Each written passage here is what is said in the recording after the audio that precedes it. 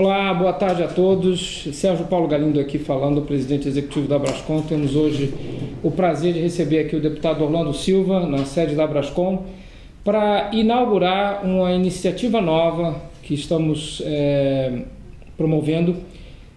Estamos chamando de Brascom Voto Informado. E a ideia é trazer aqui candidatos que estejam atinados e alinhados, antenados com as temáticas do setor de tecnologia da informação e comunicação e principalmente com a revolução digital, numa contribuição para todos aqueles que nos assistem de melhorar o conhecimento sobre as diversas propostas e ajudar a cada um que faça um voto efetivamente informado.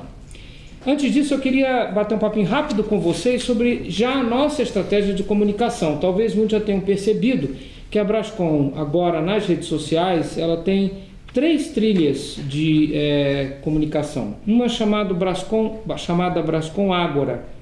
Ágora, eu acho que todos sabem, era aquele espaço na cidade de Atenas, né, onde os cidadãos se reuniam para discutir os assuntos públicos da cidade, né, políticas públicas, os destinos, né, dos atenienses. Então, Brascom Ágora é uma trilha de conteúdo onde a gente discute política pública.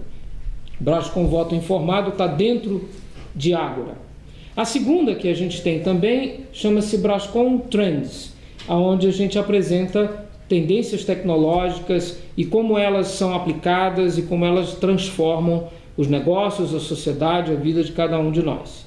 E a terceira, Brascom Gentes, onde a gente aborda as questões de formação de profissional, né, de capacitação das pessoas, assuntos como diversidade e mercado de trabalho. Então, dentro dessas 3 trilhas, a gente tem estruturado hoje toda a nossa divulgação de conteúdo. Mas voltando aqui à nossa iniciativa, dentro de Ágora, estamos hoje deflagrando essa iniciativa, viu, deputado? Sim. De um voto informado. E nesse sentido, o deputado Orlando Gomes nos dá aqui o prazer de participar dessa primeira iniciativa, desse primeiro programa, para falar um pouco da visão dele sobre o setor. Queria dizer para vocês o seguinte: a iniciativa de voto informado é uma iniciativa aberta.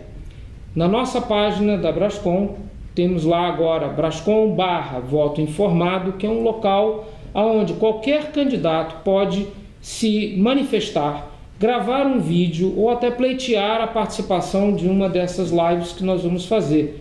E isso está em linha com um código de ética eleitoral que nós também estamos publicando hoje no nosso site, que garante que a Brascom vai fazer isso com total transparência e sem discriminação e com pluralidade. Isso é que a gente deseja, que o debate público seja com pluralidade, seja com conteúdo, seja com relevância para todos nós cidadãos que estamos aí às voltas de decisões importantes para o nosso futuro. Então, dada essa introdução, queria primeiro agradecer, deputado, pela sua presença e disponibilidade para inaugurar aqui essa nossa iniciativa. E já vou lhe colocar aqui a primeira pergunta. O deputado tem tido um envolvimento com várias temáticas relativas ao setor de tecnologia da informação e comunicação e a revolução digital. Eu queria que o deputado compartilhasse por que desse envolvimento, qual é a importância do setor, qual é a importância dessa revolução que nós vivemos hoje. Boa tarde, Sérgio Paulo, boa tarde, os amigos que nos acompanham aqui nesse espaço que a Brascom criou. Curioso que é um espaço, eu gostei dessa ideia da Ágora, porque a Ágora grega, né, que é o berço da democracia clássica, da democracia grega, ela se converter, ainda que simbolicamente, a partir dos meios digitais, é algo que é super importante e eu diria até, Sérgio Paulo, que é uma referência. Eu participei de um debate sobre a reforma política, a última tentativa feita no Brasil, e eu alertava os meus colegas deputados, e nós ainda não sabemos como fazer, mas eu alertava de que é necessário nós aproveitarmos a era digital e transformarmos a política brasileira também numa política digital, porque o Brasil hoje ele é conectado, é um país relativamente bem conectado, se nós considerarmos a realidade do mundo, mas a política ela ainda é analógica. Então eu quero crer que essa experiência da Ágora que a Brascom traz aqui pode ser uma inspiração para que, quem sabe, criemos mecanismos de democracia direta de participação direta da população e que ela possa, a partir da conectividade com os meios digitais, incidir sobre a pauta do Congresso Nacional, sobre a dinâmica e das políticas públicas que os governos venham a adotar. Eu creio que essa experiência pode ser uma experiência inspiradora para que nós possamos tornar o debate público, nos termos que você colocou, ele se dê de modo civilizado, plural e inclusivo, para que mais pessoas possam participar. Sobre os temas da economia digital, eu diria que esse é um desafio gigantesco para o Brasil e diria que é uma grande oportunidade.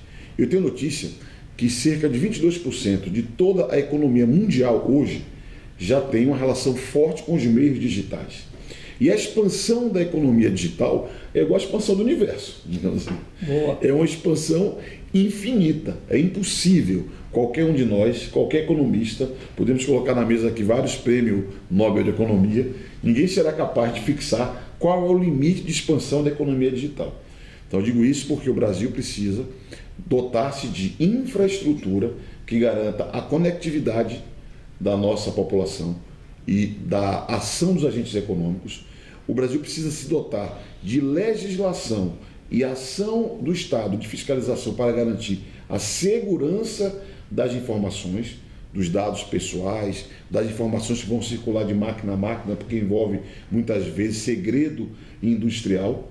E nós temos que dotar, sobretudo os agentes econômicos, mas também o governo, de eficiência para que haja uma excelência na oferta dos serviços. Digo isso porque são pilares importantes para que nós possamos ser uma referência na economia digital, que já tem 20, 30 anos no mundo, que vai se desenvolvendo, e a inovação impõe um padrão e uma celeridade tamanha que, se o Brasil não tiver capacidade, Sérgio Paulo, se o Brasil não tiver capacidade de se antenar e se conectar com os passos que a economia mundial está dando, o Brasil pode ficar para trás. Nós podemos amargar gerações de prejuízo se nós não conseguirmos andar no passo e no ritmo de evolução da economia digital. Eu estou contando essa minha visão por quê? Porque eu acredito que esse é um desafio do Brasil, do Estado brasileiro, seja o Poder Executivo, seja o Poder Legislativo, seja o Poder Judiciário, é um desafio também dos agentes econômicos. Sim. Criar as condições, o ambiente, as possibilidades para que haja a plena exploração do potencial que a economia digital oferece para o Brasil. E o Brasil, que é uma plataforma espetacular de exportação de commodities, pode e deve ser uma plataforma ainda mais espetacular de exportação de serviços a partir da economia digital. E olha que nós hoje, deputado, só para relembrar, o setor hoje já emprega 1.600.000 trabalhadores e que tem uma remuneração média muito acima da média nacional, cerca de 2,4 vezes a remuneração média do país. Isso sem contar com o setor de teleatendimento, de call center, que aportaria mais 1 milhão de trabalhadores. Então, essa vocação de se tornar um grande exportador, inclusive, de tecnologia da informação, me parece ter lastro já numa certa massa crítica que a gente tem aqui dentro do país, não acha? Eu acredito que sim, e o perfil do setor, atividade de tecnologia de informação e comunicação, essa atividade tem uma virtude. Qual é que é a virtude? Ela funciona como uma alavanca para enfrentar alguns problemas básicos do Brasil. Vou dar um exemplo. A escolaridade média do trabalhador brasileiro, ainda que nos últimos 10, 15, 20 anos tenha evoluído, ainda é uma escolaridade média baixa. Nós devemos estar abaixo da média da América lá do Sul, por exemplo.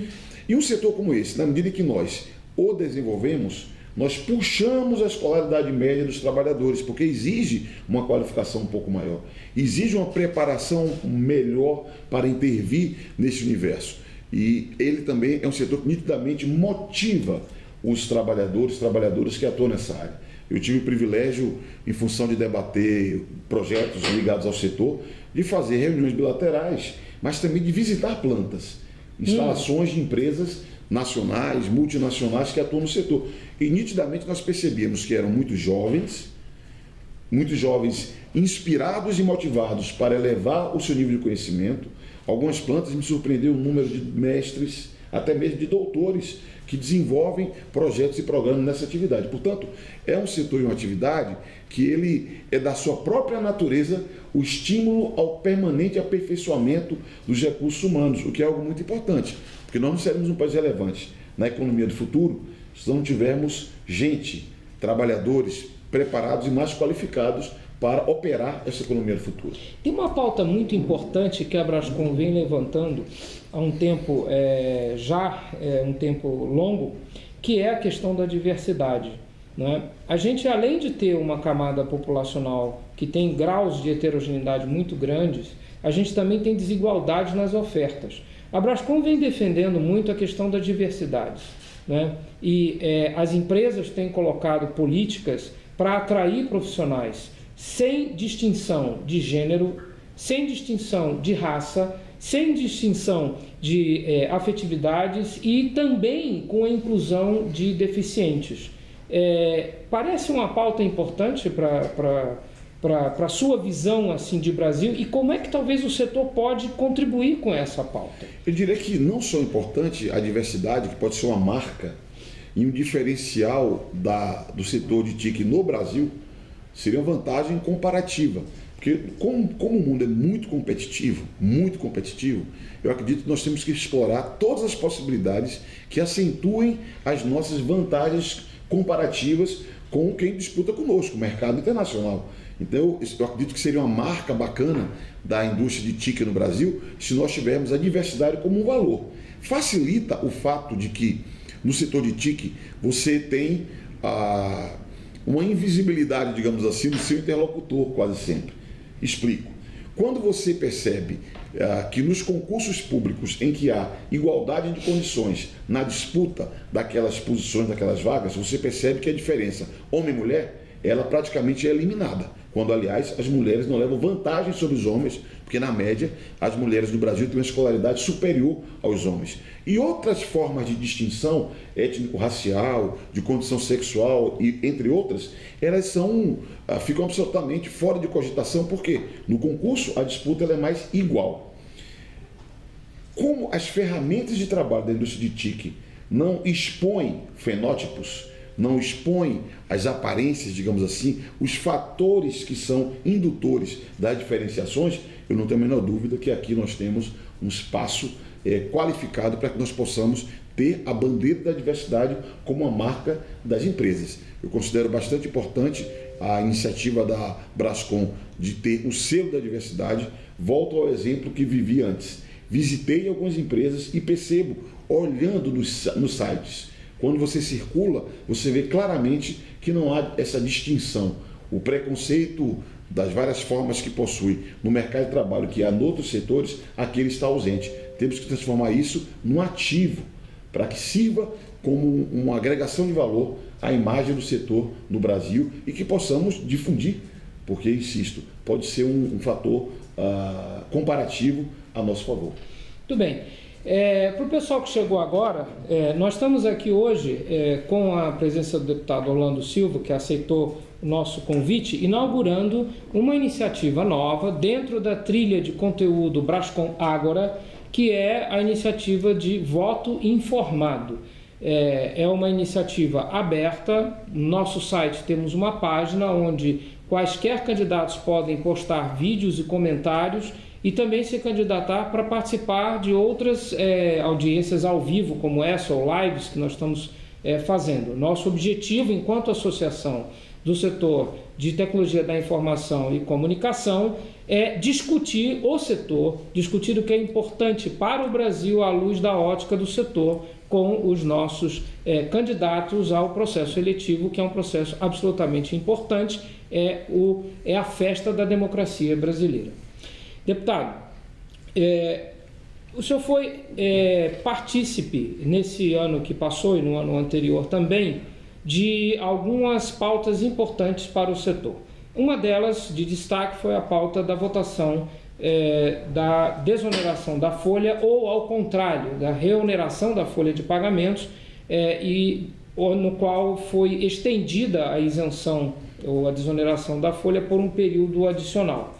Qual a sua visão desse mecanismo como um todo e qual a sua visão também pelo fato de ter sido qualificada a isenção, a manutenção do setor de TIC na política de desoneração da folha. Veja, Sérgio Paulo, primeiro eu considero que o Brasil tem um desafio a enfrentar, que é nós construirmos um sistema tributário que seja mais justo e mais eficiente. Nós temos um cipoal legislativo, uma toda sorte de normas de ordem constitucional, leis complementares, leis ordinárias, regulamentações, instruções normativas da Fazenda, do Ministério da Fazenda, que produz um cipoal de normas que é, de um lado, irracional e, segundo, tem um padrão injusto na cobrança de tributos. No Brasil, nós tributamos a produção. No Brasil, o sistema nosso desestimula quem produz e gera emprego. No Brasil, nós temos um sistema tributário regressivo. Não há distinção de quem tem mais, quem tem menos. Portanto, eu quero crer que nós temos um desafio que tem que ser enfrentado mais cedo ou mais tarde, que é produzir um sistema legislativo mais racional e que o sistema tributário nosso possa ser um sistema tributário que estimule a produção e não a onere, que estimule a geração de empregos e não a desestimule, não afete o trabalho daqueles que geram emprego. E eu situo o debate sobre a desoneração da folha nesse ambiente. A Brascom foi líder na construção de um diálogo com o governo, anos atrás, em busca de caminhos que estimulasse a atividade econômica em setores estratégicos, em setores que fossem intensivos em mão de obra, ou seja, que gerassem bastante emprego, né? Isso é mais importante ainda porque esse diálogo se deu num processo de crise que vivemos ainda hoje, num nível diferente, mas uma crise econômica mundial bastante forte, talvez das mais graves crises da história do sistema capitalista, da economia capitalista, é o que nós vemos no tempo de hoje, no mundo inteiro e também no Brasil, já que o nosso país faz parte da economia mundial. E o meu balanço é de que essa iniciativa, ela é meritória como conceito. Porque o que é a desoneração da folha, Sérgio Paulo? Vale a pena nós relembrarmos a quem nos acompanha. Todas as empresas dão uma contribuição previdenciária, que custa 20% do salário de um dos seus servidores, seus colaboradores. Com a desoneração da folha, ao invés de cobrar uma taxa fixa, você tributa um percentual do faturamento da empresa. Isso. Se a empresa fatura mais, o governo é diretamente beneficiado, porque a receita vai crescer em dimensões que não se sabe onde pode chegar, pode ser inclusive muito superior ao faturamento que o governo tinha com o sistema anterior. Sim. Mas se o faturamento cai, você reduz o peso da contribuição previdenciária, preservando o emprego. Porque se você mantiver um custo fixo com faturamento menor, inevitavelmente haveria produção de desemprego. Portanto, esse modelo eu considero inteligente. É um modelo que ele é mais relevante em setores que não só empregam intensivamente, mas têm uma remuneração acima da média da CAGED, né, que é o Cadastro Geral de Empregos. O setor de TI, por exemplo, tem uma média salarial cerca de 3 vezes superior à média da economia brasileira. Portanto, foi uma iniciativa que, no caso de tecnologia de informação, eu considero que foi uma iniciativa positiva. E o que se demonstra também pela manutenção, inclusive, um pequeno crescimento do número absoluto de vagas do setor. Se nós considerarmos que houve nessa fase uma explosão do desemprego no Brasil, eu diria que houve um ganho relativo bastante relevante no número de vagas abertas para o setor de TI e de TIC. Por isso, eu considero que o saldo é bastante positivo. Como relator, Sérgio Paulo, eu revi a manutenção para outros setores. Eu cortei mais da metade dos setores beneficiados. Por quê? Porque eles não se enquadravam nos critérios fixados originalmente para o programa, que é setores intensivos em mão de obra, né? Que são setores que sofrem uma competição com importados muito dura, porque você tem países do mundo que praticamente subsidiam as suas exportações e os produtos chegam no Brasil e você não consegue fazer uma competição. É uma forma de proteger a nossa indústria e setores estratégicos para que nós possamos manter no Brasil a sua atividade e fazer a exportação de serviços. TI se enquadra plenamente em todos os critérios que nós estabelecemos. Os que não se enquadravam, que estavam ali por lobby estrito, ordem de interesse próprio do setor, eu julguei que não era o caso e, felizmente, meus colegas também compreenderam assim e o projeto foi aprovado na Câmara e no Senado. Mesmo os vetos do governo, eu considero que, na média, levaram em conta a construção política que fizemos, mas não afetou o cerne da nossa perspectiva, que é manter a desoneração da folha para setores que empregam intensivamente e que, nesse estímulo, podem ajudar, inclusive, a aumentar a receita do governo e aumentar o desenvolvimento do Brasil. Muito bem. Notícia fresca aqui da nossa área de informação: no último relatório publicado de emprego e renda, dentro do número total de aproximadamente 600 mil trabalhadores impactados por essa medida, nós tivemos esse ano 15 mil novos postos de trabalho aderidos ou encaminhados pelo setor. E isso já supera a previsão que nós tínhamos feito no final do ano passado, que se a desoneração fosse mantida, a gente chegaria esse ano a 11 mil postos de trabalho novos. Estamos já com 15 mil, o ano ainda não acabou e estamos num período de atividade econômica relativamente diminuída por conta aí dos fatores do primeiro semestre. Mas eu queria acrescentar uma provocação ainda sobre esse assunto. Nós estamos hoje, com a era da inteligência artificial, numa era de automação chegando ao setor de serviços, setores intensivos em mão de obra. Isso a gente já teve uma primeira onda, o Brasil passou por essa onda, que foi da automação industrial, a substituição de profissionais por robôs. Ganhos de eficiência, ganho de escala, ganho também em termos da saúde do trabalhador. Muitos setores muito nocivos ao ser humano passaram a utilizar máquinas ao invés de seres humanos. Esse é um desafio importante, não é? O que se espera dentro da Revolução Industrial é a destruição de muitos tipos de empregos ou de ocupações, mas a criação de novos postos também, de postos sofisticados. Então, dentro desse desafio é que parece que, de fato, o Brasil precisa ter uma grande reforma tributária que estimule, de fato, a empregabilidade e que permita que o Brasil seja um atrator desses novos empregos, que novas competências e ocupações sejam atraídas aqui para o Brasil. Concorda com essa assertiva? Eu tenho convicção que sim. Por isso que eu insisto que o Brasil precisa ter infraestrutura adequada para garantir o suporte e a conectividade da população e dos agentes econômicos. O Brasil precisa ter um marco regulatório que garanta segurança para essa circulação de informações, e temos que ter competência pública e privada para executar os serviços que vão dar base para a economia do futuro, para a economia digital. Eu considero que você falou uma coisa muito importante.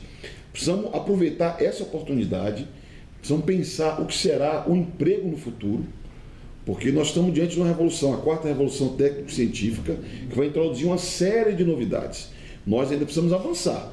Existem países do mundo, os Estados Unidos com a nova manufatura, a China com Made in China, que é um programa de investimento na chamada Indústria 4.0, que é como foi batizado pela Alemanha, o programa de investimento que lá se realiza para adequar a sua economia industrial à era digital que impacta no conjunto da economia. O Brasil, eu considero que ainda engatinha. Você tem algumas plantas, alguns setores que eles evoluíram mais, mas eu quero crer que ainda temos que adotar uma série de medidas para que, de fato, a indústria 4.0 pare de ser um tema de debate e de especulação nos ambientes empresariais de governo e passe a ser uma realidade efetiva e plena da economia brasileira. Você tem plantas, se me permite dar um exemplo de uma empresa situada, uma montadora na Bahia, Ford, que a automação tomou conta absolutamente da atividade daquela empresa. Imagine, uma fábrica de automóveis que tem um laboratório com 1.000 engenheiros desenvolvendo novos produtos. Então, o que nós pretendemos para o Brasil é criar ambientes nos vários setores que permitam isso, a criação de novos empregos. E vou fazer uma provocação para ti. Diga. Nós pensarmos também, numa visão social, como que a nova realidade do processo produtivo da economia brasileira e mundial pode impactar na redução da jornada de trabalho. Por quê? Porque, historicamente, houve uma redução da jornada de trabalho, na medida em que houve revoluções no processo produtivo. Isso é importante por quê? Porque nós vamos liberar mais tempo físico, eu falo, para que as pessoas possam se dedicar ao estudo, à cultura, às artes, ao descanso, a fruir de prazeres que a humanidade hoje oferece, a sua família, né? Então eu diria que tem um ganho também individual para cada trabalhador no formato que vai ganhar essas novas formas de organização do trabalho. Vale a provocação, vamos pensar nisso. Eu estou torcendo, na verdade, é que venha tanto trabalho para o Brasil que a gente não precise falar nisso no momento, mas vale a provocação.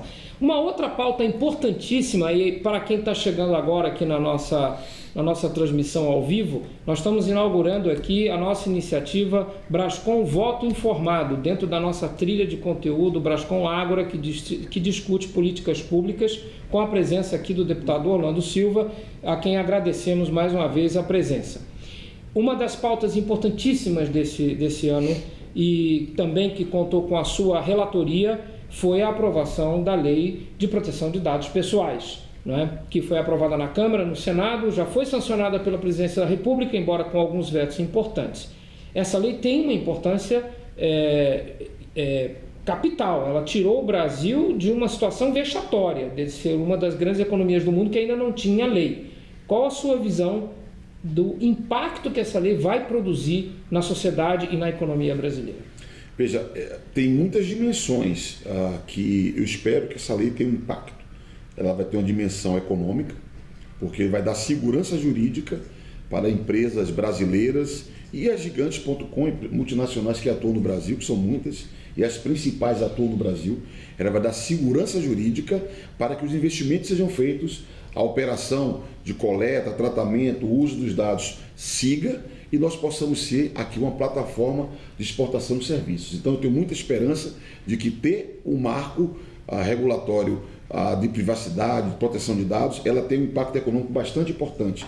Isso, inclusive, foi um dos pilares que orientou todo o debate que nós fizemos no Congresso Nacional. Se há de se recordar, na primeira sessão que nós fizemos de debates, você próprio, Sérgio Paulo, representou a Brascom e nós colocávamos como fundamentos do debate do Congresso Nacional a proteção da privacidade, que é um direito constitucional de cada cidadão, é uma garantia individual do artigo 5º da nossa Constituição, e o estímulo à livre iniciativa, que também é um fundamento essencial da nossa Constituição. Então, a expectativa é que haja um impacto econômico, que haja mais investimentos no Brasil.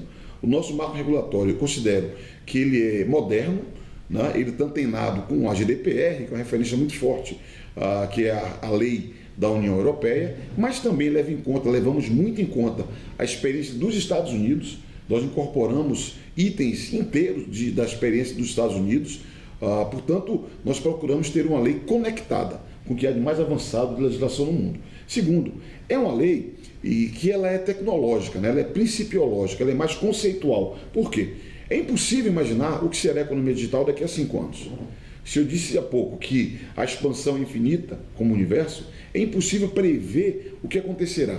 Portanto, se a lei fosse muito detalhista, se apegasse em cada detalhe, pormenor, nós poderíamos rapidamente ter uma lei obsoleta, ultrapassada.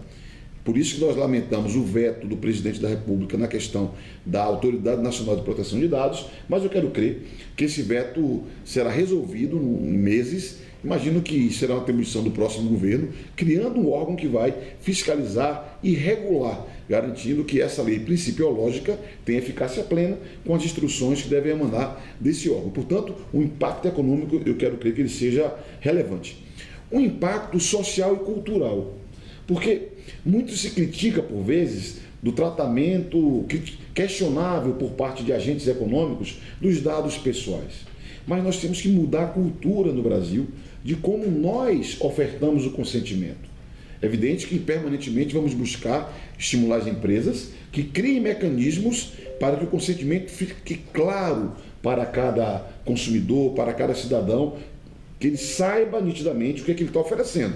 Mas precisamos mudar a cultura. Cada cidadão é o primeiro a zelar pelos seus dados pessoais. Não podemos transferir ao Estado essa missão. Não podemos esperar que seja de uma empresa essa tarefa. Eu espero que a lei impacte e estimule uma mudança de cultura, na conduta, no comportamento das pessoas, que passem a ser mais rigorosas na oferta das suas informações, que são valiosas, são muito úteis para muitos, mas são e devem ser preservadas a partir de si próprio. Então eu diria que haverá um impacto econômico, um impacto cultural, social, e eu estou feliz porque eu sinto que foi um processo que o diálogo demonstrou que é possível. Sim. Crer no diálogo, crer na política, na bela política, na elevada política, porque um processo como esse complexo, uma lei árida, uma lei que tem aspectos técnicos complexos, ter sido aprovado por unanimidade na Câmara e no Senado, envolvendo na mesa agentes distintos, com perspectivas completamente distintas, para mim foi uma vitória da política e da democracia brasileira. Eu queria até ressaltar nesse ponto, algo que eu não sei se é do conhecimento de todos aqui, que na reta final, onde após a aprovação na Câmara, ali foi para o Senado, nós construímos um manifesto em favor da aprovação da lei, que reuniu 80 entidades representativas e acadêmicos que assinaram na pessoa física, cobrindo exatamente o que o deputado falou, um espectro muito grande da sociedade brasileira, tanto da sociedade civil organizada, quanto de vários setores empresariais, de diversos matizes. Então, foi de fato um exemplo de debate democrático e de como se fazer para produzir consenso diante de uma matéria importante. Queria mais uma vez saudar o pessoal que está chegando agora, tá? Nós estamos aqui na iniciativa Brascom Voto Informado com o deputado Orlando Silva, dentro da nossa trilha de conteúdo Brascom Ágora.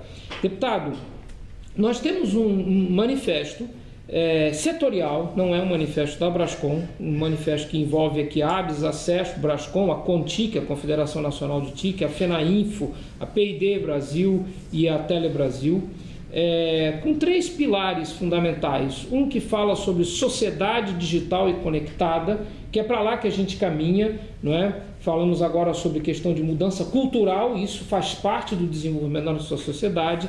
Ele fala também de uma economia digital conectada e de um governo digital e conectado. Na sua visão, quais são os pontos relevantes que a próxima legislatura, que se inicia no ano que vem, deve levar em conta para que o Brasil tire o maior proveito possível da revolução digital que está perpassando o mundo todo? Olha, é uma pergunta muito difícil para responder em poucos minutos. Não, mas estamos sem tempo. Muito difícil, por quê? Porque são temas absolutamente complexos. Nós falamos agora há pouco sobre o marco regulatório, a Lei Geral de Proteção de Dados Pessoais. Foi uma iniciativa-chave para que nós pudéssemos, digamos assim, detonar um processo de revisão de condutas e de práticas de governos, de agentes econômicos e dos cidadãos, né? E eu imagino que, levando em conta a 4ª Revolução Industrial, levando em conta o peso que terá a economia digital, como falei para vocês, é necessário que haja uma estratégia, um processo bastante mais complexo. Inclusive, eu tenho acompanhado por dever de ofício, que é o meu serviço, eu lamento que esse tema esteja fora da pauta presidencial. Eu alertei, inclusive, alguns dos presidenciáveis com os quais eu tenho uma aproximação e um diálogo, eu alertei-os quanto à importância de introduzir o tema da economia 4.0 com muita ênfase, né? O tema da economia digital com muita ênfase. Por quê? Porque a economia do futuro é de onde nós teremos os melhores empregos, as melhores oportunidades, é de onde nós tiraremos mais produtividade da atividade econômica. Então eu diria que nós estamos numa fase, Sérgio Paulo, preliminar, que é a fase de introduzir na pauta dos agentes públicos, sejam dos parlamentares, sejam do Poder Executivo, insisto, mesmo do Poder Judiciário, a fase é introduzir a ideia de sociedade conectada e todos os serviços públicos terem essas ferramentas para aumentar a sua eficácia, né? De governo conectado, que é a ação pública incorporar as tecnologias para ter maior eficácia, né? E do mesmo modo a economia. Eu diria que a palavra-chave chama-se eficácia, produtividade, que os meios digitais oferecem, mas que o Brasil ainda não possui uma estratégia comum. Eu diria que há, por setor, por segmento, por empresa, ainda há de modo fragmentado. Então eu diria que o desafio que a próxima legislatura pode ter é contribuir para que haja uma estratégia nacional, para que haja uma conexão maior da sociedade, dos agentes econômicos e dos governos. Perfeito, perfeito. Bom, estamos encaminhando aqui para o final desse nosso bate-papo. Tem uma pergunta aqui, talvez seja um pouquinho técnica demais, mas se for, não tem problema, a gente...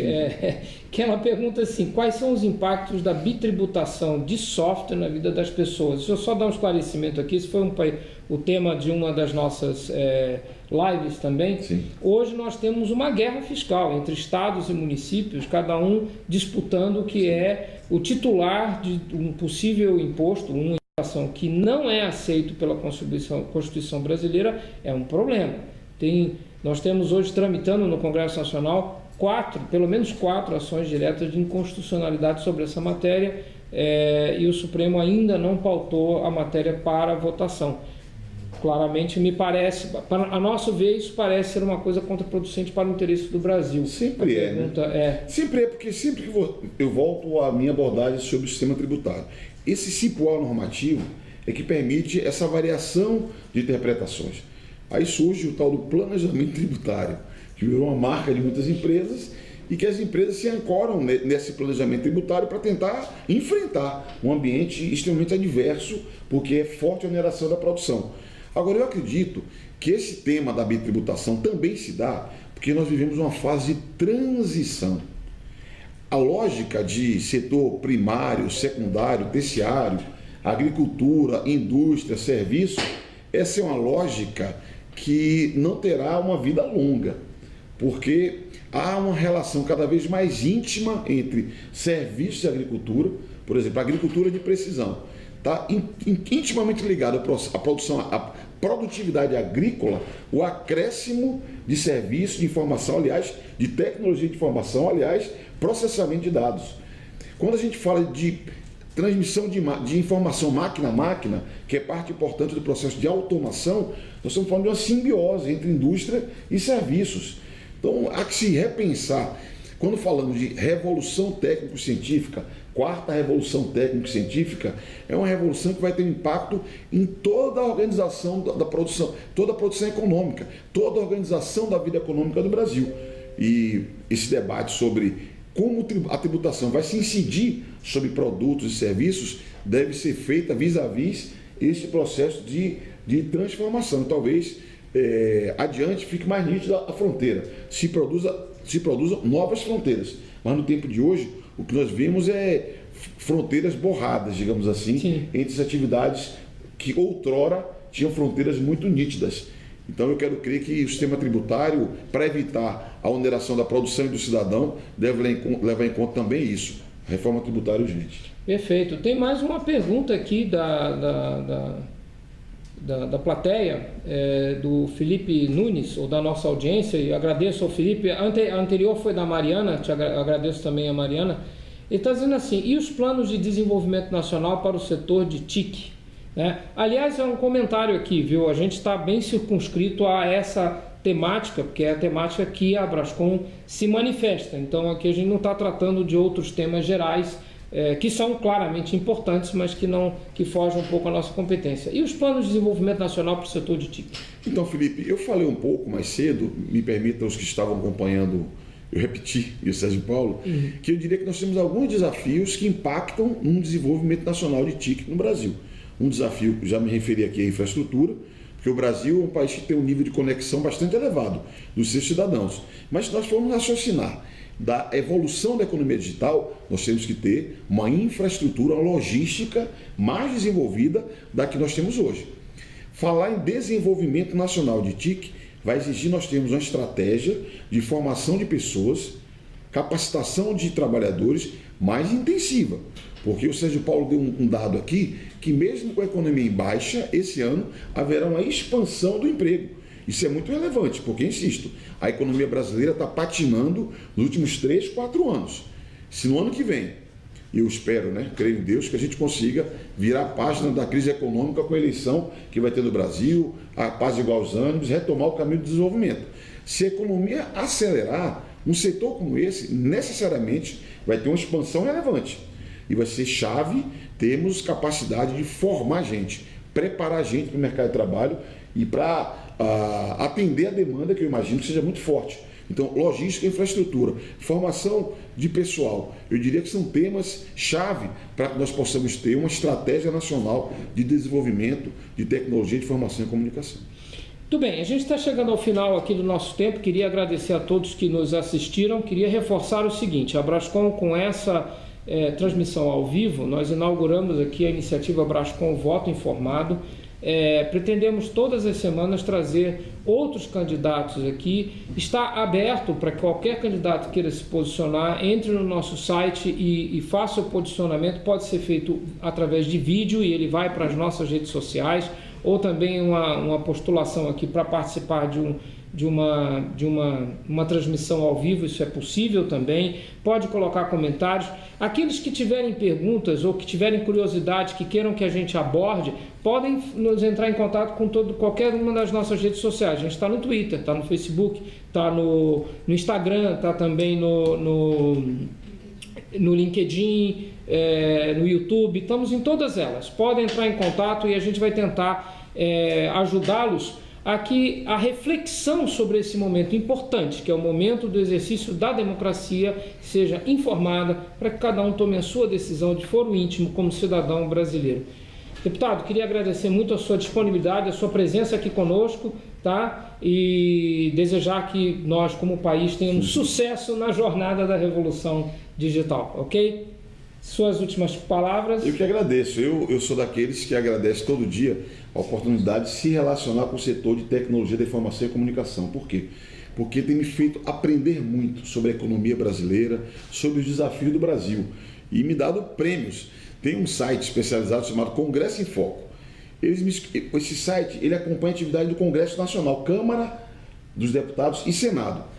E 2 meses atrás eles me escolheram como um dos 10 melhores deputados federais. Fiquei agradecido, fui lá, recebi o prêmio e passou adiante. Eu perguntei, mas por que eu fui escolhido? São tantos deputados tão bons. Ele falou assim, olha, teve muito destaque a sua atuação em temas sensíveis, como a desoneração da folha e a Lei Geral de Proteção de Dados. E o que chamou a atenção foi você conseguir fazer um texto e convencer todo mundo a votar nesse ambiente de polarização, conflagração da política.